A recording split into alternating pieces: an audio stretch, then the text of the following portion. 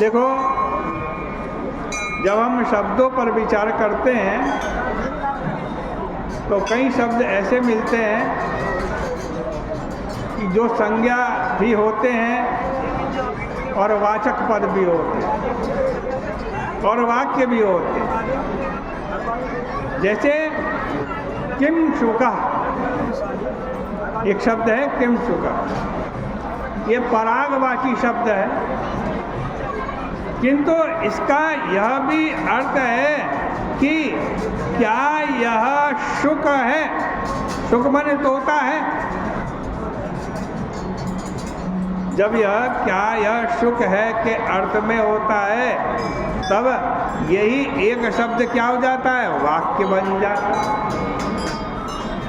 इसी प्रकार यहाँ कितव शब्द है, उसको देखो, ऐसे समझो कि किसी ने किसी से कहा कि भाई जरा अपनी छड़ी दे देना। जब छड़ी वाले ने छड़ी दे दी, तब उसको देख लिया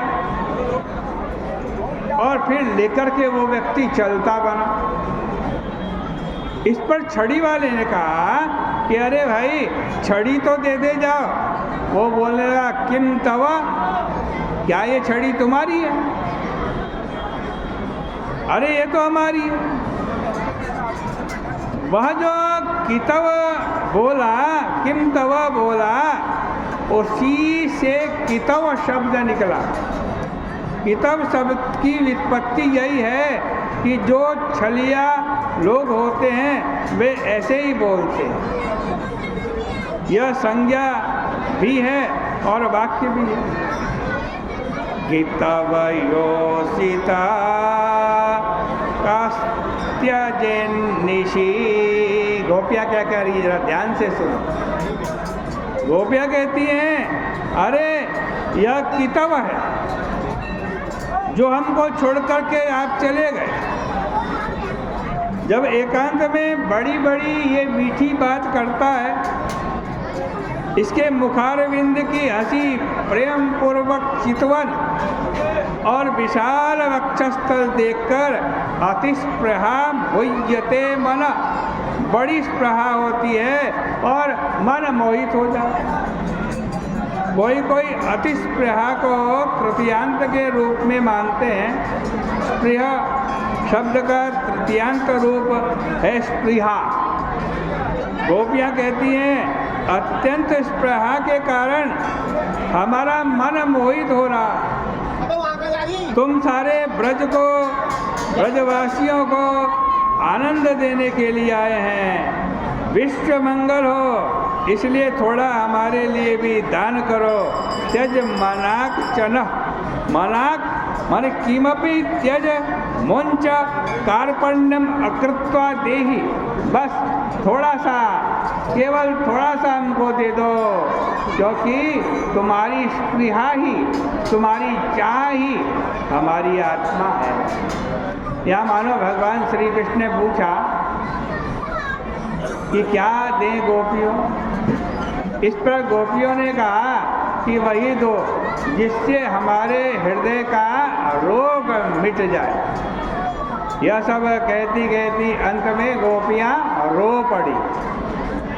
प्रेम रहस्य जानने वाले विद्वान कहते हैं कि गोपियों के चित्त में महाभाव की स्थिति प्रकट हो गई।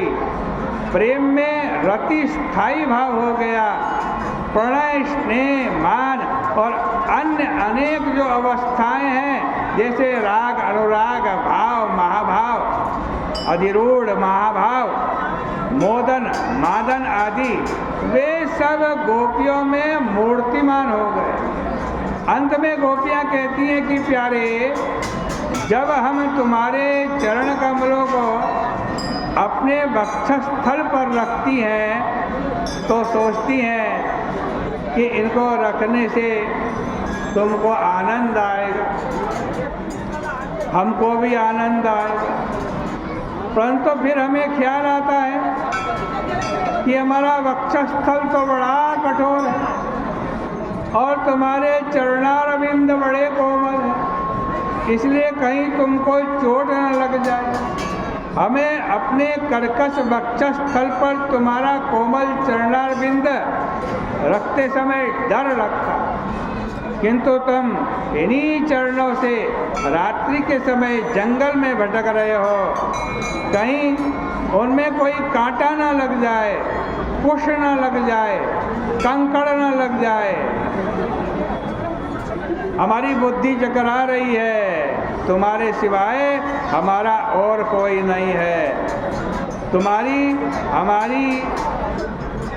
ही हमारी आयु हो, तुम ही हमारे जीवन हो, और तुम्हारे लिए ही हमारी बुद्धि इधर उधर भटक रही है।